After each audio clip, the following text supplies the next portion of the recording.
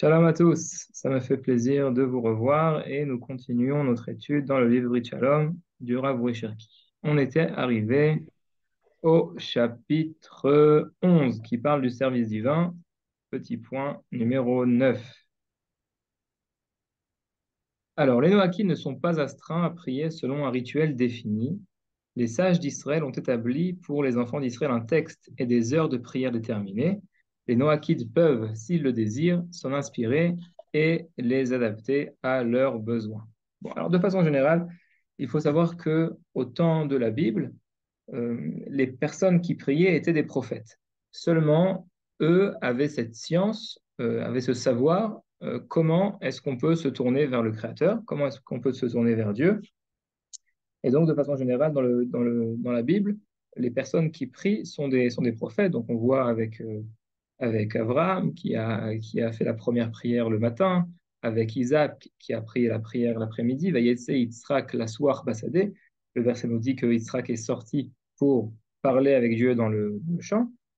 Yaakov qui a institué aussi la prière de Harvit, enfin, qui a prié la première prière d'Harvit, et puis en fin de compte, après les sages ont transformé ceci en obligation pour les enfants d'Israël. Et, et donc, on voit que c'était les prophètes qui priaient, et avec la disparition de la prophétie, les derniers prophètes, juste avant que la prophétie disparaisse de ce monde-ci, pour revenir le plus rapidement possible, Amen, ont institué un texte précis à partir duquel tous les enfants d'Israël devraient prier euh, chaque prière. Donc, ça s'appelle le texte de la Hamida, les 18 bénédictions qui sont devenues avec le temps 19 bénédictions. En tout cas, ce texte-là a été institué par les sages de la grande assemblée, Anshe Knesset Agdola, qui parmi eux, il y avait les derniers prophètes, et donc ils ont institué un texte précis pour que les gens, même si eux-mêmes n'étaient pas prophètes, au moins ils avaient la possibilité de réciter une bénédiction qui a été instituée par un prophète. Donc c'est pour ça qu'on a le texte de la Hamida, et le principal, le noyau de la prière, c'est ce texte-là qui a été institué par ces sages. Maintenant, par rapport au temps de la prière, je pense qu'on l'avait mentionné précédemment, quand Laura va parler des différentes prières. Euh, il y a trois prières. La prière du soir, puisque vous savez que la journée dans le judaïsme commence par le soir. Donc, il y a la première prière, c'est la prière du soir. La seconde, la prière du matin. La troisième, la prière de l'après-midi. Il y a des jours où il y a une prière supplémentaire, c'est la prière du Moussaf. Ce sont les jours où on a un korban, un sacrifice qui est spécial, comme par exemple le Shabbat, les fêtes, le Rosh Chodesh. Rosh Chodesh, c'est la Néoménie. Et il y a un seul jour dans toute l'année où il y a une cinquième prière, c'est le jour de Yom Kippour, le jour du grand pardon, où on prie une cinquième prière qui s'appelle la Neila, c'est la clôture de la journée. Et donc là, on fait une cinquième prière, mais c'est le seul jour dans l'année. Tous les restes des jours de l'année, on fait soit trois prières, soit quatre prières si c'est un jour spécial. Maintenant, les horaires des prières ont été fixés en fonction des sacrifices, puisqu'il y avait un sacrifice le matin, un sacrifice l'après-midi, et puis après, on brûlait les restes des sacrifices pendant la nuit. Donc c'est pour ça qu'on a la prière du matin qui a été instituée par les sages pendant les horaires où on pouvait faire le sacrifice du matin, la prière de l'après-midi pendant les heures où on peut faire le sacrifice de l'après-midi, et puis la prière du soir. Il y a une controverse dans la Gemara, est-ce que la prière du soir est obligée est une obligation ou alors est une permission de prier. On peut la faire ou pas la faire. La halakha est que ça n'est pas une obligation, ça n'est pas une obligation, mais les enfants d'Israël l'ont accepté sur eux comme une obligation. Donc c'est pour ça que on prie trois prières. Bon, il y a des détails de la halakha qui découlent de cette opinion. En tout cas, de façon générale, il y a trois prières. Et on récite avec encore une fois, le noyau principal, c'est la prière de la Hamida, les 18 bénédictions ou les 19 bénédictions. Maintenant, le Rav ici propose au Noachide de s'inspirer des horaires euh, de la, et de la prière aussi, du rituel défini. Donc, c'est pour ça que le Rav Cherki lui-même a écrit un sido, un livre de prière qui s'appelle Brit Olam, pardon, et donc, il a été adapté, bien sûr, pour les Moakides avec les changements qu'il faut, mais le noyau principal de la prière et le processus est le même. C'est pour ça que l'avantage de ce livre de prière est que tout Noakid peut rentrer dans une synagogue et puis suivre le fil de la prière sans avoir besoin d'aller en avant, en arrière. C'est vraiment le même ordre. Voilà, c'est ce que le Rav ici mentionne dans le petit 10. Il existe actuellement différents livres de prière pour nos Hakids, 360. Nous avons nous-mêmes rédigé le livre de prière Brit Olam, contenant un rite abrégé rédigé par le rabbin Yoel Schwartz, ainsi qu'un rite plus long inspiré du rite juif. Donc il y a deux rites. Le Rav Yoel Schwartz, Zichrono Livracha, qui est décédé il y a moins d'un an, qui a été un des rabbins, des éminents rabbins. C'était vraiment un rabbin, un grand rabbin, qui a commencé à éclaircir toutes les lois des Noachides. Il a écrit des livres un livre de prière pour les Noachides, etc. Donc le Rav Cherki, bien sûr, était en très bon contact avec lui. Et donc, dans le livre Brit Olam, il y a le rite abrégé du Rav Schwartz et un rite plus long, comme je vous ai mentionné, d'après le livre, d'après la suite de la prière des Juifs, qui a été rédigé et changé pour les Noachides d'après le Rav Schwartz. Ok. 11. Les sacrifices animaux ou végétaux ne sont pas pratiqués de nos jours. Cependant, les Noachides sont autorisés à offrir des sacrifices en holocauste à Dieu sur un autel qu'ils auraient construit. Il est interdit de sacrifier un animal présentant un défaut. Il convient de s'adresser aux sages d'Israël pour les détails de ces lois. Alors, de nos jours, les enfants d'Israël ne font pas de sacrifice puisqu'il faut un autel sur le mont du Temple. Comme il n'y en a pas, on n'a pas la possibilité de faire sacrifice, sauf pour le Corban Pessah qui est le sacrifice pascal. On peut le faire seulement sur le mont du Temple, même sans autel, mais de toutes les façons, les autorités ne le permettent pas. Donc, de façon générale, il n'y a pas de sacrifice, ni animaux, ni végétaux. Par contre, les Noachides peuvent faire des sacrifices, même si ce n'est pas sur le mont du Temple. Ça veut dire que les Juifs, à partir du moment où le Temple a été construit, avant le Temple, on pouvait faire des autels, chacun dans son jardin, et puis faire un sacrifice. À partir du moment où le Temple a été construit, on a eu l'interdiction de faire un autel autre que, et donc d'amener des sacrifices autre qu'à un autre endroit que le mont du Temple. Et cet interdit est resté même après la destruction du Temple. Par contre, les Noachides ont toujours le droit de faire un autel, de construire un autel et puis de faire un sacrifice. Maintenant, le Rav ici mentionne que c'est seulement des holocaustes. Holocauste, ça veut dire que le sacrifice est entièrement consumé sur l'autel. Il n'y a pas une partie qui est consommée par celui qui a amené le sacrifice. Et il faut que l'autel soit aussi valable d'après la halakha. Donc il y a plusieurs règles. Maïmonide nous résume toutes les règles qui sont amenées dans le Talmud. Donc un Noachi qui voudrait le faire devrait prendre ce conseil auprès d'un rabbin qui connaît toutes ces lois. Maintenant, si un Noachi voudrait le faire, il faut faire attention à ne pas amener un animal qui présente un défaut. Donc il y a plusieurs lois par rapport au défaut. Maïmonide aussi nous a rédigé toutes les lois, donc il faudra aller voir là-bas. 12. Celui qui souhaite faire un sacrifice doit apporter un animal de choix. Donc pas seulement choisir un animal qui n'a pas de défaut, mais choisir un animal de choix. Donc pas un animal qui est net, mais qui est tout maigrichon. Amener un animal qui est de choix. 364, c'est d'après la Genèse, d'après un verset dans la Genèse. 13. Lorsqu'il y a un temple à Jérusalem, les Noachides peuvent y apporter des holocaustes. Donc pas seulement quand il n'y a pas de temple, mais même s'il y a un temple à Jérusalem, très bientôt de nos jours, les Noachides pourront apporter des holocaustes. 365, vous avez les références ici. 14. Celui qui dit cet animal sera offert en sacrifice, donc c'est comme un vœu, a consacré l'animal à Dieu et à l'interdiction de l'utiliser pour ses propres besoins. Donc à partir du moment où une personne a formulé ce vœu, donc d'offrir en sacrifice cet animal, alors on n'aura pas le droit d'utiliser cet animal pour ses propres besoins, puisque ça sera considéré comme s'il profitait de la propriété de Dieu, on peut dire ça comme ça. Et donc, s'il n'a pas la possibilité de le faire, de l'amener en sacrifice, alors il faudra attendre qu'il ait un moum, comme on dit en hébreu, qu'il ait un défaut. Et puis après, donc, il sortira, on pourra racheter cet animal et mettre l'argent dans pour le temple ou autre chose. En tout cas, mais par contre, c'est seulement si c'est formulé avec cette phrase, cet animal sera offert en sacrifice. Donc, c'est vraiment, on désigne un animal. Si on dit de façon générale, je prends sur moi, je fais le vœu d'amener un animal en sacrifice, alors ce serait une obligation sur l'homme de l'amener, mais il n'y aura pas une bête spéciale qui a été désignée, et donc il aura le droit d'utiliser ces bêtes sans interdiction, mais il aura toujours cette obligation d'amener un de ces jours le sacrifice.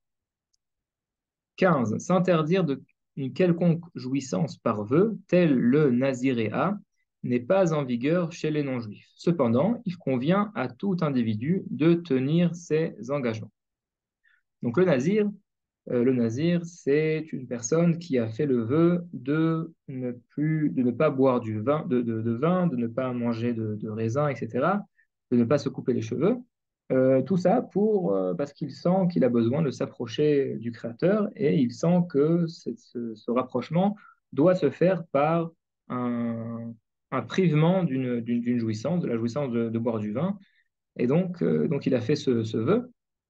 Le Rav nous dit ici que ça n'est pas en vigueur chez les non-juifs, le naziréat. Par contre, quelqu'un qui aurait fait un vœu, il faudra le respecter. 368, c'est la Mishnah Nazir et Rambam dans Nézirut.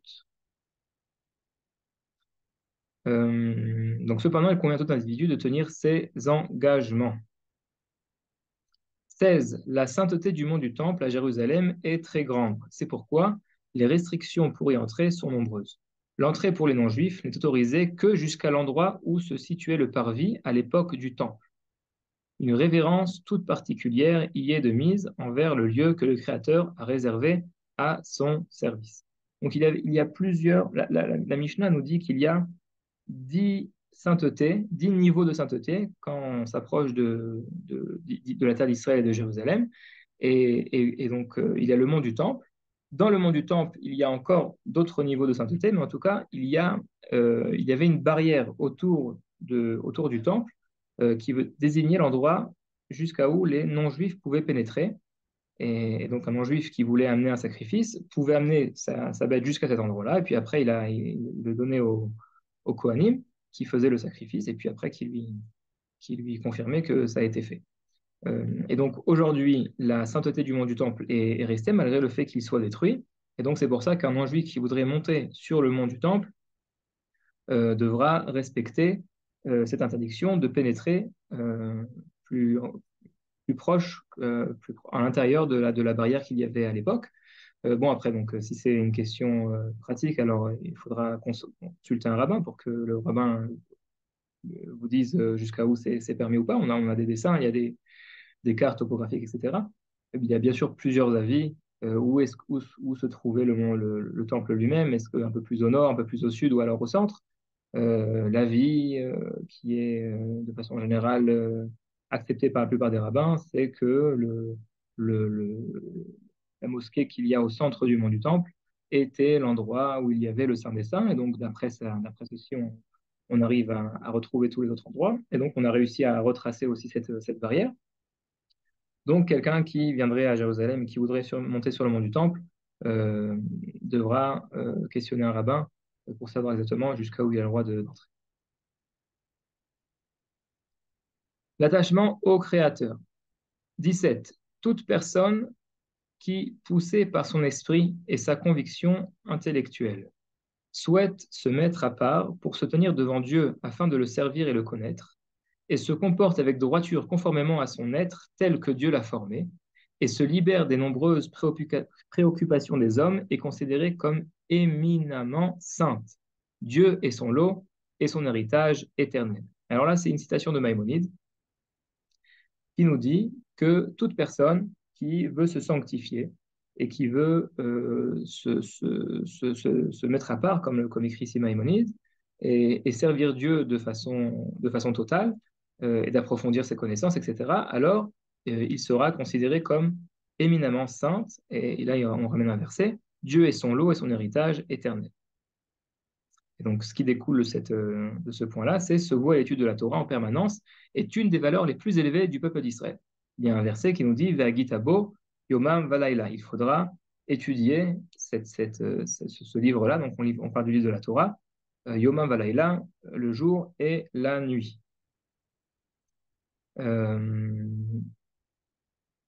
Grand est l'avantage de celui qui se consacre à la Torah de manière désintéressée. Ok, donc l'étude de la Torah est une des valeurs les plus élevées du peuple d'Israël. Et donc c'est pour ça que la question qui se pose, c'est est-ce que les Noachides ont le droit d'étudier la Torah? Et donc c'est pour ça que Laura nous dit dans le point 19, les sages d'Israël ont exprimé différentes opinions quant à la portée de l'étude appropriée aux Noachides.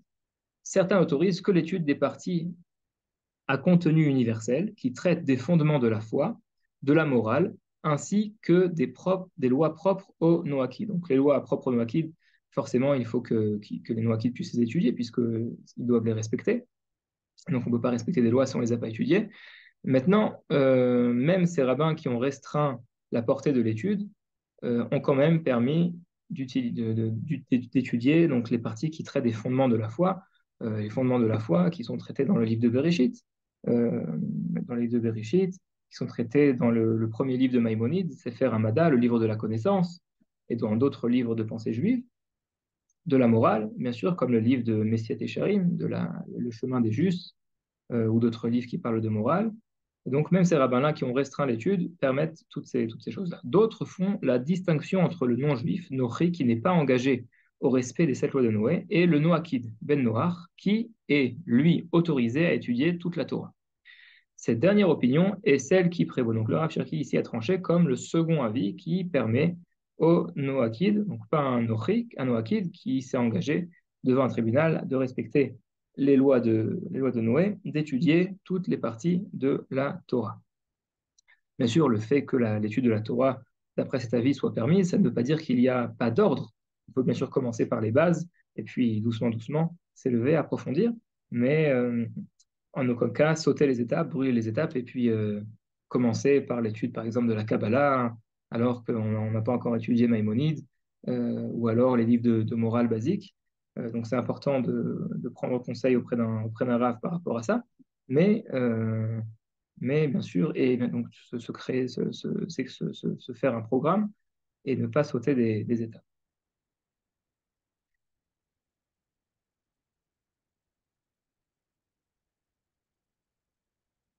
Ok. 20. Une des manières de s'attacher à Dieu est de se lier aux sages de la Torah en s'inspirant de leur comportement.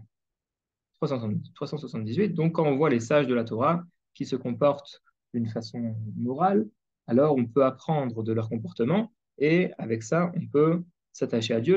La Guémara nous dit il faudra il cite un verset il faut s'attacher à Dieu. Maintenant, la Guémara pose la question comment est-ce qu'on peut s'attacher à Dieu? Puisque la Guémara nous dit que c'est comme un feu qui mange tout ce qu'il y a sur son passage. Donc, comment est-ce qu'un homme peut s'attacher à Dieu? Et donc la Guémara nous répond en s'attachant et en apprenant du comportement des sages de la Torah. Et donc c'est comme ça, c'est à travers ceci qu'on peut s'attacher à Dieu. Et c'est ce que le Rav ici propose. 21, on va terminer le chapitre, puis après vous pourrez poser des questions. Pardon, 21, en cas de doute à propos d'une loi de la Torah, il convient de s'adresser à son maître et de suivre son opinion, même si elle est controversée. Mais s'il s'avère de manière évidente que le maître s'est trompé, on ne suivra pas son instruction. 380, voire Wahaim, etc. Okay, donc, s'il y a un doute, il faut s'adresser au maître, suivre son opinion, même si on sait qu'il y a des controverses, puisque le Rav connaît les controverses, a tranché d'après un avis, puisque c'est ce qui lui paraît l'avis qui est le plus vrai, et donc c'est comme ça qu'il a tranché la halakha. Mais si il s'avère que de façon évidente que le maître s'est trompé, donc il ne faudra pas suivre son instruction. Bien sûr, si on a la possibilité de lui poser la question, de lui demander pourquoi tu as tranché la halakha comme ça, alors qu'il y a écrit autre part comme ci et comme cela, alors il faudra le faire. Mais si on est en pleine action et puis on sait qu'il y a une source qui vient contredire de façon claire et nette, pas seulement une source dans la Gemara, mais aussi dans les rabbanim qui sont venus après, alors il ne faudra pas suivre son instruction, mais bien sûr, après, aller le voir et éclaircir ce point auprès de lui. Voilà, donc on a terminé le 11e chapitre. Je vous propose de poser vos questions s'il y en a. Alors, Marc, Madame j'ai une Jacob, comment question. allez-vous? Je vais bien, je suis Comment s'est dans passé le les voyage? États-Unis. C'est bon, c'est très bon d'être chez ma mère. Et, Mhm. oui, c'est bon. Merci. Donc, j'ai une question sur les mots des prières dans Brit. Brit Olam, vous voyez que la Hamida il commence avec Ashabchacha va Halelcha. Et c'est normalement, c'est Baruch Atah, etc. Et toutes les prières, toutes les 18 brachot de la Hamida commencent avec Ashab Hacha. Et même si c'est pas différent, si la texte n'est pas changé, c'est juste cette formulation. Et je voudrais savoir pourquoi il a changé dans tous les cas. Alors, attendez. Je vois de quoi vous parlez. Je veux juste avoir le texte sous les yeux. Attendez, je vais me le lire.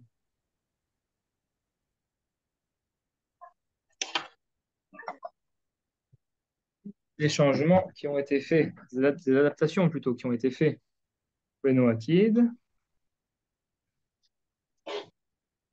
Et en hébreu, en effet, c'est Hashapracha.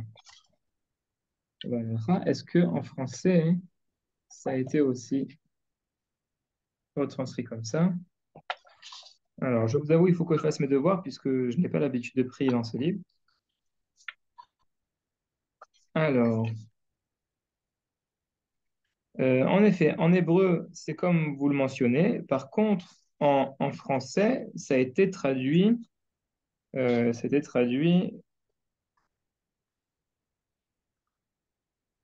comme la bénédiction en hébreu. Sois loué, Seigneur, protecteur d'Abraham. C'est juste la première bénédiction. Je te louerai et t'exalterai, Dieu du monde, etc. Par contre, toutes les autres prières, ça termine par la traduction de la prière en hébreu, donc Baruch Ata Hashem, sois loué Seigneur. Euh, par contre,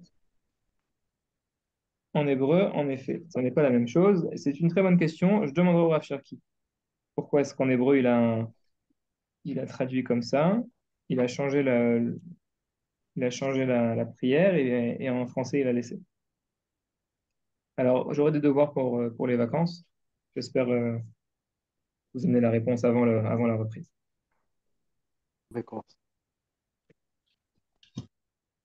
Antonio? Bonsoir.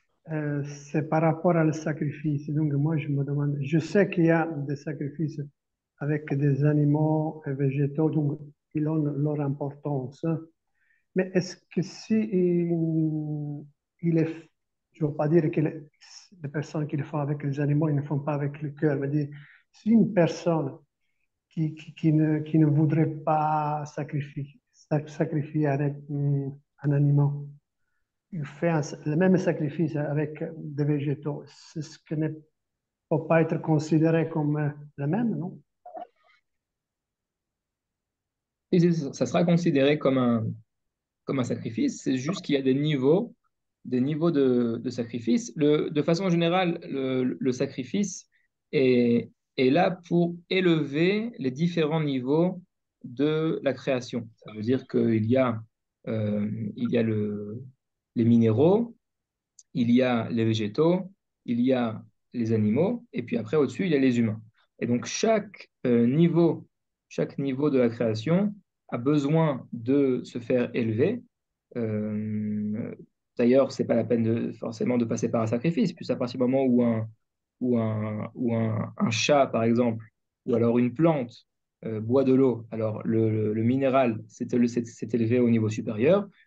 Si un chat mange une plante, alors le végétal est monté de niveau, il est intégré après dans l'animal. Et puis après, si un animal est mangé par un humain, comme je sais pas moi, une vache ou un bœuf ou une poule, alors l'animal monte de niveau aussi et se transforme en certaine façon en homme, puisque la chair, enfin l'homme prend sa force et prend sa chair de ce qu'il a mangé.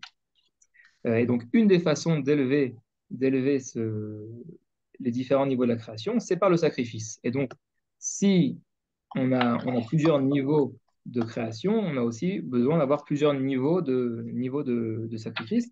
Donc, le premier niveau, c'est les végétaux, et puis après, on a aussi les sacrifices animaux. Maintenant, si vous ne voulez pas faire un sacrifice animal, vous pouvez tout à fait faire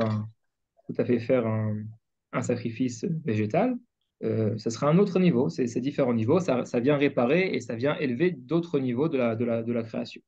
Maintenant, c'est important de mentionner, je ne veux pas ouvrir de parenthèses par rapport à ça, ça me prendrait beaucoup de temps, mais de façon générale, les sacrifices, comme le disait Manitou, le Rav Yehuda Ashkenazi, c'est en fait le repas idéal. Ça veut dire que toute faute, de façon générale, est entraînée à cause d'un certain, comment est-ce qu'on dit en français, un nitsul. Nitsul, ça veut dire un profit d'une classe inférieure. Ça peut vous rappeler un petit peu les, les notions marxistes et communistes, etc.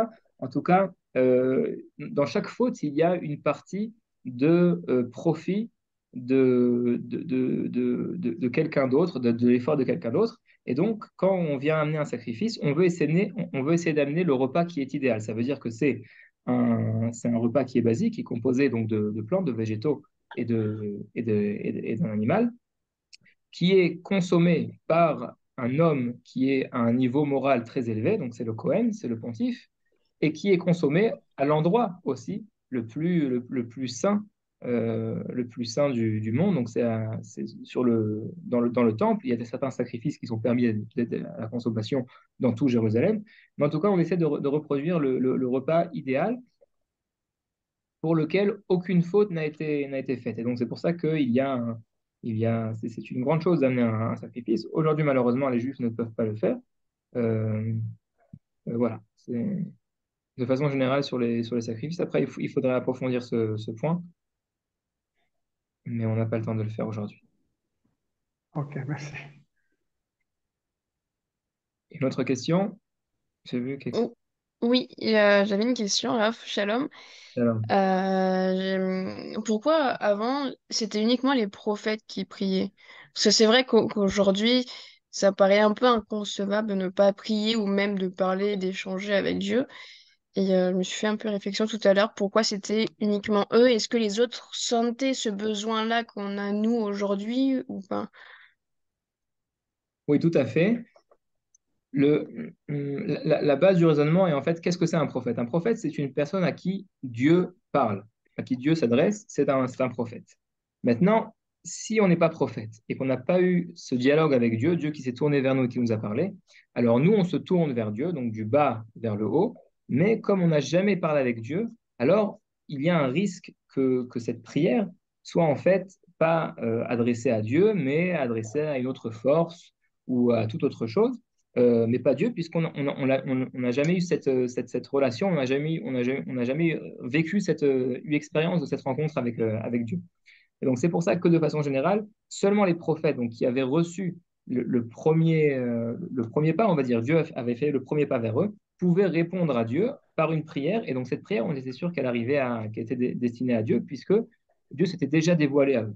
Alors que les personnes qui n'étaient pas prophètes, on pouvait toujours avoir le doute, est-ce que c'est vraiment à Dieu qu'il a prié ou non? Et même les gens qui voulaient prier à Dieu n'étaient jamais sûrs, puisqu'ils n'avaient pas eu cette expérience personnelle de dévoilement de Dieu. Et donc c'est pour ça que de façon générale, c'était seulement les prophètes qui priaient euh, pour justement éviter de voir cette prière qui ne serait pas destinée exclusivement à Dieu. Et puis après, avec le temps, la prière de chaque individu est commencé est devenue de plus en plus usuelle. En tout cas, c'est aussi la raison pour laquelle on utilise les mots et le rituel qui a été défini par les sages de la Grande Assemblée, parce que comme ce sont des prophètes, alors on est sûr que ces mots-là sont des mots qui parlent de Dieu et qui sont destinés à Dieu. Donc même si nous, on n'est pas prophète, et donc on a toujours un risque de destiner pardon, notre prière à une autre entité, pas forcément une autre entité, mais à avoir des notions de Dieu qui ne sont pas en fait des notions qui sont assez élevées ou alors assez pures, on va dire, par rapport au fait qu'on peut, je permets moi en français, l'akshim, c'est rendre matériel. Euh, donc on a toujours ce risque-là, mais en tout cas, à partir du moment où on utilise les mots de la Grande Assemblée, alors on minimise ce risque-là. Donc c'est pour ça qu'à l'époque, c'était seulement les prophètes qui priaient, parce que eux étaient sûrs que c'était en fait une réponse au premier pas qu'avait fait Dieu vers eux. D'accord, merci beaucoup.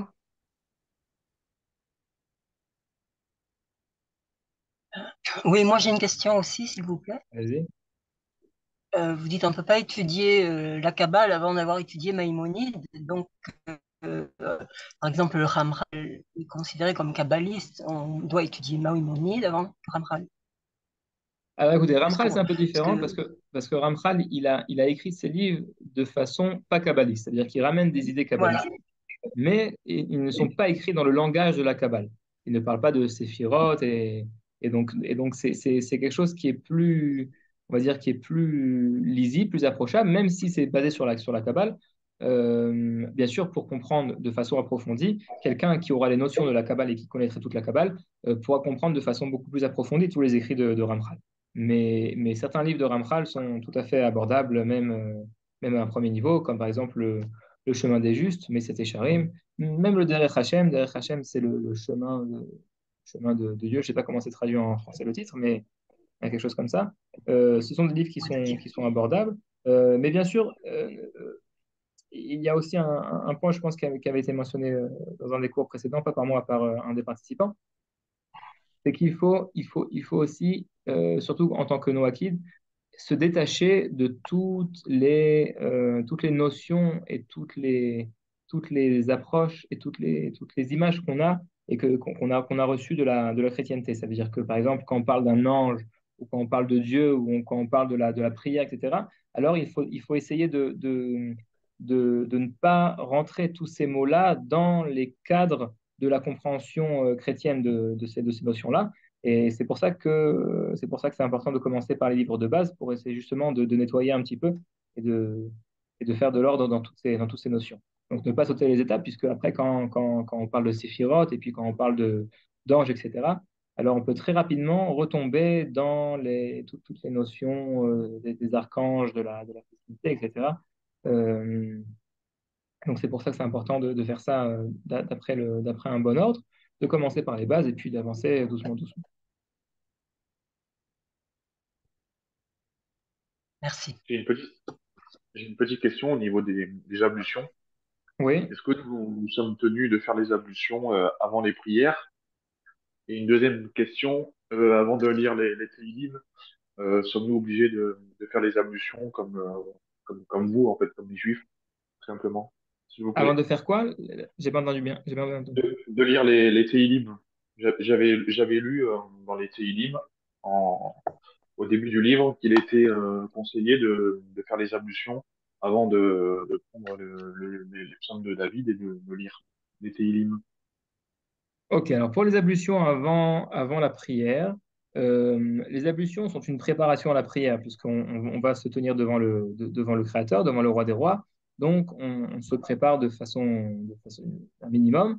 Et donc, une des façons de se préparer, c'est de se laver les mains, d'avoir les mains qui sont propres avant la prière. Donc, la même logique pour les nouakid. Donc, un nouakid, c'est pas tenu, c'est pas une obligation. C'est quelque chose qui est conseillé pour un nouakid, tout à fait. Par rapport aux ablutions avant de lire les Téhilim, alors ça, c'est la première fois que j'entends ça, je vous l'avoue. Je ne savais pas qu'il y avait des rabbins qui conseillaient ceci. En tout cas, dans le Talmud, dans Maïmonide, ça n'est pas mentionné, donc peut-être que c'est un bon conseil. Je ne sais pas d'où c'est pris, quelle est la source de ceci, mais on peut faire des ablutions avant de lire les Téhilim, il y a aucune restriction, mais ce n'est pas du tout une obligation, enfin, c'est vraiment quelque chose que- qui est nouveau pour moi. Donc, je ne pourrais pas vous dire peut-être que c'est dans la Kabbale, la source, je ne sais pas. C'est la première fois que j'entends cette chose-là. De façon générale, avant d'étudier la prière, on s'efforce d'avant d'étudier pardon, la Torah ou de faire une prière, puisque les Télim sont une sorte de prière, c'est pas une étude. Donc, on s'efforce d'être vêtu de façon correcte et puis de se laver les mains. Mais spécialement avant les psaumes, c'est la première fois que j'entends. Ok, d'accord, merci beaucoup. J'essaierai de trouver les sources et de vous envoyer ça. Ça marche. Merci beaucoup, Ra. Jacob, Par rapport à cette question-là, Netilat Yadayim, je pense que c'est pas dans Brit Olam, dans le livre de prière. Je pense que c'est ça, mais je vais Alors, c'est vérifier. possible. De façon générale, il y a deux Netilat Yadayim. Il y a le Netilat Yadayim, donc les ablutions des mains avant, avant la prière, et il y a aussi avant le repas, avant de manger du pain. C'est deux choses différentes. Là, on parle des ablutions avant la prière.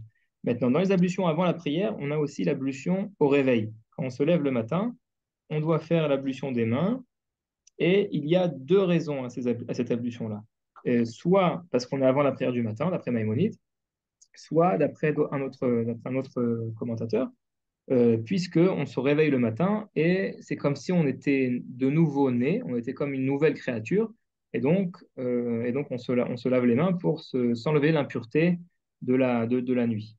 D'après le Zohar, il faut faire ça très rapidement, avec un ustensile, etc. Mais donc c'est vrai que ça n'est pas mentionné dans le Brit Shalom, mais la logique, euh, d'après la logique, d'après la raison de cette ablution, je ne vois pas de restriction par rapport au Noachim. Au contraire, se préparer à la prière, c'est tout à fait respectable. Attendez, j'essaie de voir, parce que là, c'est la prière qui est abrégée. Non, en effet, ce n'est pas éterminé par l'oral.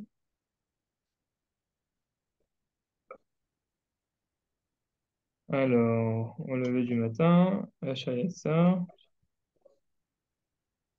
Non, c'est amené dans le Hachar Yatzar. Chaque fois que l'homme fait ses besoins naturels, il convient, après s'être lavé les mains, de remercier le Créateur en récitant sa bénédiction. Mais là, on parle après les toilettes, pas au réveil. En effet, le Rav ne l'a pas ramené. Eh bien, écoutez, je lui poserai aussi la question. Donc, ça me fera deux devoirs pour la prochaine fois.